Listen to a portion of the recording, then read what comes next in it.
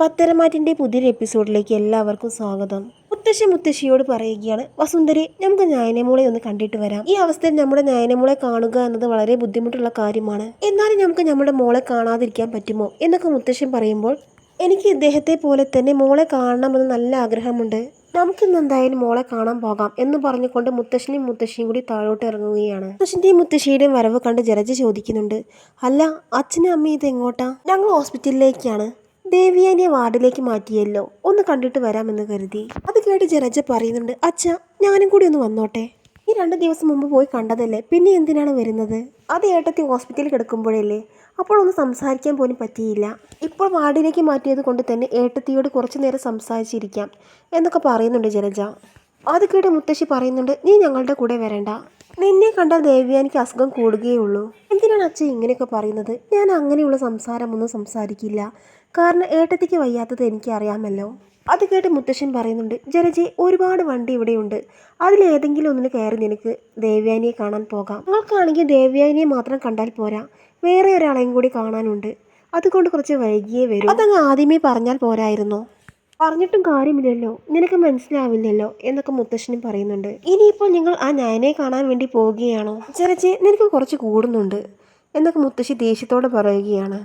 വസുന്ധരി, നീ എന്താണ് ഓരോ കാര്യങ്ങൾ പറഞ്ഞ് ഇവളുമായിട്ട് വഴക്കിടുന്നത്? നമുക്ക് എത്രയും പെട്ടെന്ന് ഹോസ്പിറ്റലിലേക്ക് എത്താം എന്ന് പറഞ്ഞ് മുത്തശ്ശി അവിടെ നിന്ന് പോകുന്നുണ്ട്. അങ്ങനെ ജാനകി ജലജയോട് പറയുന്നുണ്ട്, അച്ഛൻ്റെ അമ്മയുടെ സംസാരത്തിൽ എന്തോ ഒരു പന്തികേട് തോന്നുന്നില്ലേ? സുഖമില്ലാത്തത് കൊണ്ട് ഇത്രയും ദിവസമായിട്ട് ഹോസ്പിറ്റലിൽ ഏട്ടത്തിയെ കാണാൻ വേണ്ടി അവർ പോയിട്ടില്ല. ഇപ്പോഴെന്താണ് ഇറങ്ങുന്നത്? എന്തായാലും അവളെ കാണാൻ തന്നെയായിരിക്കും. ആ നയന അവരെ മയക്കി വെച്ചിരിക്കുകയല്ലേ, അവൾക്ക് അവരെ കാണണമെന്നില്ല. പക്ഷെ ഇവർക്കാണെങ്കിൽ അവളെ കാണാതിരിക്കാനും പറ്റുന്നില്ല. അതെ ജലജെ, ആ നയനയെ ഞാൻ മനസ്സിലാക്കാൻ ഒരുപാട് വൈകിപ്പോയി. അവൾ ശരിയല്ല എന്ന് നീ ഏട്ടത്തിയും ഒരുപാട് പ്രാവശ്യം പറഞ്ഞതാണ്. പക്ഷെ അപ്പോഴൊന്നും എനിക്ക് മനസ്സിലായില്ല. അവളെ ശരിക്കും മനസ്സിലാക്കി എനിക്ക് എൻ്റെ അനാമിക മോൾ വരേണ്ടി വന്നു. അതൊന്നും ഇനി പറഞ്ഞിട്ട് കാര്യമില്ല. ജലജെ, അടുക്കളയിൽ ഒരുപാട് ജോലികളുണ്ട്, അതുകൊണ്ട് നീ ഒന്ന് എന്നെ സഹായിച്ച്. അയ്യോ ജാനകി, എനിക്ക് നടുവേദന കാരണം തീരെ വയ്യ. അങ്ങനെയാണെങ്കിൽ എല്ലാവരും ഇന്ന് പട്ടിണി കിടക്കേണ്ടി വരും എന്ന് പറഞ്ഞ് ദേഷ്യപ്പെട്ടുകൊണ്ട് ജാനകി അവിടെ നിന്ന് പോവുകയാണ്. പിന്നീട് നയനിയുടെ വീട്ടിലേക്ക് മുത്തശ്ശിയും പോകുന്നുണ്ട്. അല്ല, നയനമോളുടെ വീട്ടിലേക്ക് പോകുന്ന വഴി ഇതല്ലല്ലോ, എന്തിനാണ് ഇതിലൂടെ പോകുന്നത് എന്നൊക്കെ മുത്തശ്ശൻ ചോദിക്കുമ്പോൾ, അവർ പുതിയ വീട്ടിലേക്ക് മാറി എന്നാണ് ആദർശേട്ടൻ പറഞ്ഞത്, അവിടേക്കുള്ള വഴിയാണ് ഇത് എന്നൊക്കെ ഡ്രൈവർ പറയുകയാണ്. നമ്മൾക്ക് ഓപ്പറേഷൻ കഴിഞ്ഞതല്ലേ, പഴയ വീട് വളരെ സൗകര്യം കുറവാണ്, അതുകൊണ്ട് പുതിയ വീട്ടിലേക്ക് മാറി. ഇക്കാര്യം തന്നെ ജയൻ എന്നോട് പറഞ്ഞതാണ്. അക്കാര്യം ഞാൻ എന്നോട് പറയാൻ വിട്ടു എന്നൊക്കെ മുത്തശ്ശിയോട് പറയുന്നുണ്ട്. അങ്ങനെ ഓരോരോ കാര്യങ്ങൾ സംസാരിച്ചുകൊണ്ട് അവർ അവിടേക്ക് എത്തുകയാണ്. സുന്ദരി, ഇതാണ് വീട്. ആ സമയം കനക പറയുന്നുണ്ട്, മോളെ ആരോ പുറത്ത് വന്നിരിക്കുന്നു എന്നാണ് തോന്നുന്നത്, ഞാനൊന്ന് പോയി നോക്കട്ടെ. അങ്ങനെ ഗോവിന്ദൻ വാതിൽ തുറക്കുന്നുണ്ട്. വാതിൽ തുറക്കുന്ന സമയത്ത് മുത്തശ്ശിയും കാണുമ്പോൾ ഗോവിന്ദനാണെങ്കിൽ ആകെ വല്ലാതെയാവുന്നുണ്ട്. മുത്തശ്ശിയാണല്ലോ വരുന്നത്, അവരാണെങ്കിൽ കാര്യങ്ങളൊന്നും അറിഞ്ഞിട്ടുമില്ല. നയനമോളെ അവർ അന്വേഷിച്ചാൽ എന്ത് പറയും എന്നൊക്കെ ചിന്തിച്ചിരിക്കുകയാണ് ഗോവിന്ദൻ. അങ്ങനെ ഗോവിന്ദൻ മുത്തശ്ശിയെ സ്വീകരിക്കുന്നുണ്ട്. എന്താ ഗോവിന്ദ മുഖത്തൊരു സന്തോഷമില്ലാത്തത്? ഞങ്ങൾ വന്നത് ഇഷ്ടമായില്ലേ? അയ്യോ സാറേ, അങ്ങനെ ഒരിക്കലും പറയരുത്. വസുന്ധരി, ഞാനൊരു തമാശ പറഞ്ഞതാണ്. അപ്പോഴേക്കും ഗോവിന്ദൻ പേടിച്ചു പോയി എന്നൊക്കെ മുത്തശ്ശൻ പറയുമ്പോൾ, സാറ് ഇങ്ങോട്ട് വരുമ്പോൾ ഞാൻ ഒട്ടും പ്രതീക്ഷിച്ചില്ല എന്നൊക്കെ വേണു പറയുമ്പോൾ, എന്തിനാണ് ഇടയ്ക്കിടയ്ക്ക് സാറേ എന്ന് വിളിക്കുന്നത്? എൻ്റെ അജയൻ്റെ അതേ സ്ഥാനമാണ് വേണുവിന്. വേണു ഞങ്ങളുടെ ബന്ധുവാണ് എന്നൊക്കെ പറയുകയാണ് മുത്തശ്ശൻ. അതൊക്കെ അങ്ങനെ തന്നെയാണ്, പക്ഷെ സാറിന് വലിയ മനസ്സാ, അത് മുതലെടുക്കാൻ ഞങ്ങൾ ഒരിക്കലും ശ്രമിക്കില്ല എന്നൊക്കെ പറയുന്നുണ്ട് ഗോവിന്ദൻ. അതൊക്കെ പോട്ടെ, നയനമോളെവിടെ? കുറച്ച് ദിവസമായി മോളെ കണ്ടിട്ട്. മോളാണെങ്കിൽ ഇപ്പോൾ അനന്തപുരിയിലേക്ക് വരുന്നു. ആ സമയം ഇതെല്ലാം കേട്ടുകൊണ്ട് കനക അങ്ങോട്ട് വരുന്നുണ്ട്. മുത്തശ്ശൻ കാണുമ്പോൾ കനകയും നെട്ടുന്നുണ്ട്. നയനമോളുടെ അവസ്ഥ എങ്ങനെയാണെന്ന് അറിഞ്ഞാൽ അവർ എങ്ങനെ സഹായിക്കും എന്നൊക്കെ മനസ്സിൽ ചിന്തിക്കുകയാണ് കനക. ആ സമയം മുത്തശ്ശൻ പറയുന്നുണ്ട്, ഞാൻ എല്ലാ കാര്യങ്ങളും അറിഞ്ഞിട്ടാണ് ഇങ്ങോട്ട് വന്നത്. അത് കേട്ടതും കനകയാണെങ്കിൽ കരയുകയാണ്. എന്തിനാണ് കനക കരയുന്നത്? ശരിക്കും പറഞ്ഞാൽ മോളൊരു പുണ്യപ്രവൃത്തിയാണ് ചെയ്തത്. ദൈവം മോളുടെ കൂടെ തന്നെ ഉണ്ടാകും, അതിന്റെ പുണ്യം മോൾക്ക് കിട്ടാതിരിക്കില്ല എന്നൊക്കെ മുത്തശ്ശൻ പറയുന്നുണ്ട്.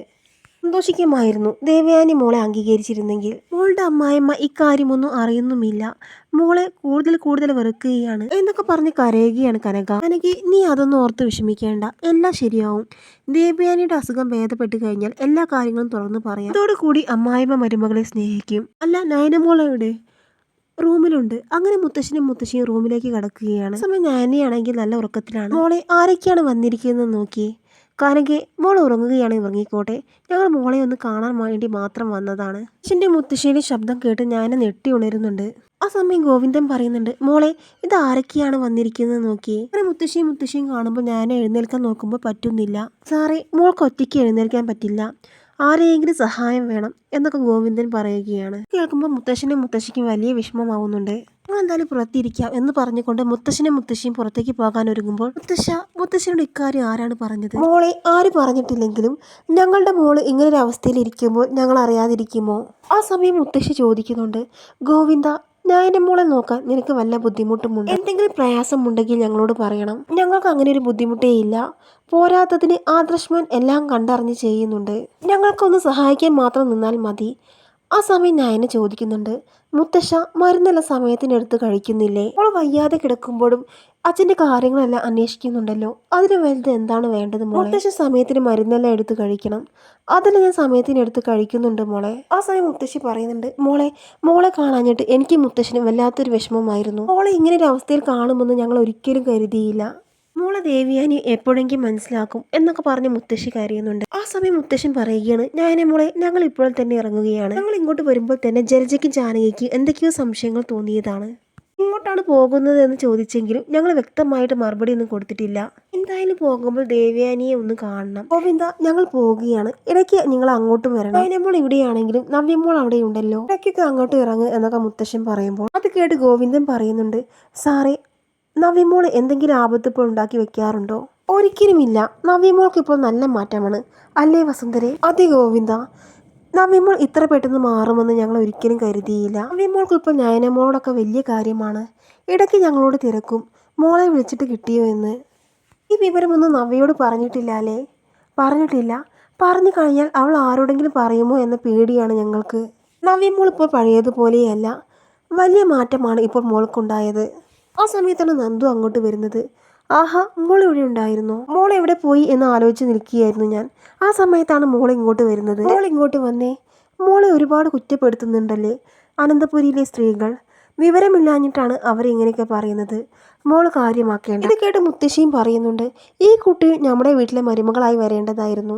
പക്ഷെ എല്ലാവരും അത് മറച്ചു വെച്ചു, നയനമോള് വരെ. ഇനി അതൊന്നും പറഞ്ഞിട്ട് കാര്യമില്ലടോ. എന്തായാലും നന്ദുവിന് നല്ലൊരു ബന്ധം കണ്ടെത്തണം. ഗോവിന്ദ, കല്യാണത്തെക്കുറിച്ച് ആലോചിച്ച് ടെൻഷൻ ആവേണ്ട, അതൊക്കെ ഞങ്ങൾ നോക്കിക്കോളാം. എന്തായാലും ഉടനെ തന്നെ മോളുടെ കല്യാണം നടത്തണം. അതൊന്നുമല്ല മുത്തശ്ശ എനിക്ക് വേണ്ടത്, എനിക്ക് നല്ലൊരു ജോലിയാണ്. അതൊക്കെ കഴിഞ്ഞിട്ട് മതി വിവാഹം എന്നൊക്കെ നന്ദു പറയുമ്പോൾ, ജോലിക്ക് മോൾ അന്വേഷിച്ചില്ലേ? ജോലിക്കൊന്നും അന്വേഷിക്കാഞ്ഞിട്ടല്ല, ഒന്നും അങ്ങ് സെറ്റ് ആവുന്നില്ല. ഞങ്ങൾക്കൊരു തണലായിട്ട് നന്ദുമോൾ മാത്രമേ ഉള്ളൂ. അതുകൊണ്ട് അവളെ ദൂരേക്ക് വിടാനും തോന്നുന്നില്ല എന്നൊക്കെ പറയുകയാണ് ഗോവിന്ദൻ. അങ്ങനെയാണെങ്കിൽ ഞങ്ങളുടെ ജ്വല്ലറി മോൾക്ക് വർക്ക് ചെയ്യാൻ തയ്യാറാണോ? ഈ മുതൽ അവിടെ ജോലി ചെയ്തോളൂ എന്നൊക്കെ മുത്തശ്ശൻ പറയുമ്പോൾ, അതൊന്നും വേണ്ട സാറേ, അതൊക്കെ ഒരുപാട് പ്രശ്നങ്ങൾക്ക് വഴിയൊരുക്കും എന്നൊക്കെ ഗോവിന്ദൻ പറയുകയാണ്. അതൊന്നും ഉണ്ടാവില്ല, എന്തായാലും ഒന്ന് ആലോചിച്ചിട്ട് പറഞ്ഞാൽ മതി എന്നൊക്കെ പറയുകയാണ് മുത്തശ്ശൻ. അങ്ങനെ പറഞ്ഞിട്ട് മുത്തശ്ശനും മുത്തശ്ശിയും നേരെ പോകുന്നത് ദേവ്യാനിയെ കാണാൻ ഹോസ്പിറ്റലിലേക്കാണ്.